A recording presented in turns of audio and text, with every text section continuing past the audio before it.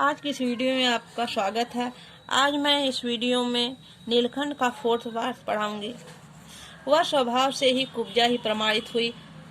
अब तक नीलकंठ और राधा साथ साथ रहते थे। अब कुब्जा उनके साथ देखते ही मारने दौड़ती। चोंच में मार मार कर उसने राधा की कलगी नोच डाली, पंख नोच डाले। कठिनाई यह थी कि नीलकंठ उससे दूर भागता था और वो उसके साथ रहना चाहती थी। न किसी जीव जंतु में उसकी मित्रता थी। कुब्जा, जब लेखिका ने बच्चों कुब्जा नाम की मोरनी को लेकर आती है तो वह नाम से भी जैसे कुब्जा थी तो स्वभाव से भी कुब्जा थी। अब तक तो मोर और मोरनी, राधा और नीलकंठ एक एक साथ रहते थे। दोनों में कितना खुशियों का माहौल था उस चिड़ियाघर में। लेकिन कुब्जा के आने से सब कुछ दुख में बदल गया। जब भी नीलकंठ और राधा साथ साथ होते तो कुब्जा क्या करती, उसको अपने मारने के लिए दौड़ती राधा को, और उसे चोट चोट में मार मार कर कलगी नोच डाली, उसके पंख नोच डाले।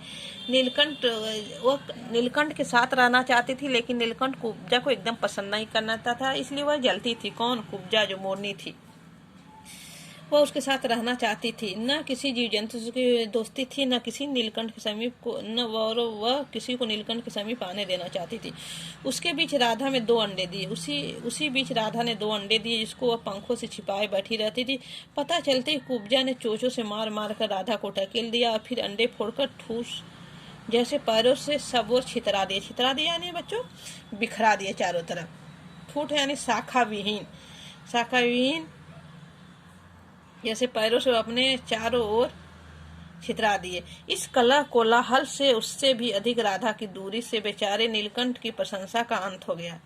इस कलम से यानी बच्चों झगड़ा। इस झगड़े की वजह से इस लड़ाई की वजह से, कोलाहल से, लड़ाई और शोर की वजह से उससे भी अधिक राधा की दूरी से बेचारे नीलकंठ की प्रशंसा का अंत हो गया। कई बार वह जाली के घर से निकल भागा। एक बार कई दिन भूखा प्यासा आम की शाखाओं में छिपा बैठा रहता था, जहां से बहुत पुचकार कर मैंने उतारा। एक बार मैंने खिड़की से पर छिपा रहा।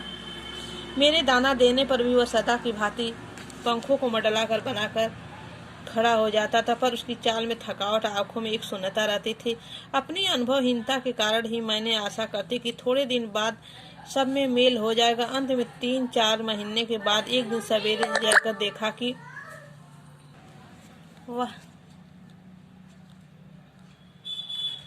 वास्तव में नीलकंठ मर गया, क्योंकि वह उत्तर तो अब तक नहीं मिला सका। न उसे कोई बीमारी हुई, न उसे रंग बिरंगे फूलों की अस्तबक जैसे शरीर पर किसी का चोट सा मिला। मैंने अपने साल से लपेट कर उसे संगम ले गई। संगम यानी जहाँ गंगा जमुना सरस्वती का मिलन होता है बच्चों, उसे संगम कहते हैं। जब गंगा की बीच धार में उसे प्रवाहित किया गया, तब उसके पंखों की चंद्रिकाओं से प्रतिबिंबित होकर गंगा का चौड़ा पाट एक विशाल मयूर के समान तरंगित हो उठा। नीलकंठ के न रहने पर राधा तो निश्चेत सी गई। दिन कोने में बैठी रही। वह कई बार भागकर लौट आया। अंत वह परीक्षा के भाव के द्वार पर दृष्टि लगाए रहती थी, पर कुब्जा ने कोलाहल के साथ खोज ढूंढ आरंभ की। खोज के क्रम में वह प्राय जाली का दरवाजा खुलते ही बाहर निकल आती थी और आम, अशोक, कचनार आदि की शाखाओं से नीलकंठ को ढूंढती रहती थी। जब बच्चों नीलकंठ मर गया तो राधा उसे बेचारी को ढूंढती रहती थी। नीलकंठ को एक दिन आम से उतरी ही थी कि कजली अश्लील कुर्ती के सामने पड़ गई। स्वभाव के अनुसार उसने कजली पर भी चोट से प्रहार किया। परिणाम कजली के 2 दांत उसकी गर्दन पर लग गए और इस बार उसका कलह, कोलाहल, देश प्रेम भरा जीवन बचाया न जा सका। परंतु इन 3 पक्षियों ने मुझे पक्षी प्रकृति की विविधता का जो परिचय दिया, वह मेरे लिए विशेष महत्व रखता था। राधा प्रतीक्षा में ही दुकेली थी। आषाढ़ में जब वह आकाश में घच्छन्न हो जाता, तब वह कभी ऊंचे झूले पर तो कभी अशोक की डाल पर अपनी केका को तीव्रतर करके नीलकंठ को बुलाती रहती। यानी आज भी उसकी प्रतीक्षा राधा का नीलकंठ के लिए बचो था।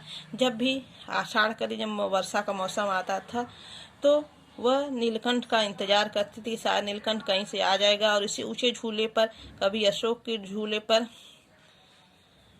झूल कर वह इसका इंतजार करती रहती। तो अब इसके प्रश्न उत्तर के साथ मिलेंगे। धन्यवाद बच्चों।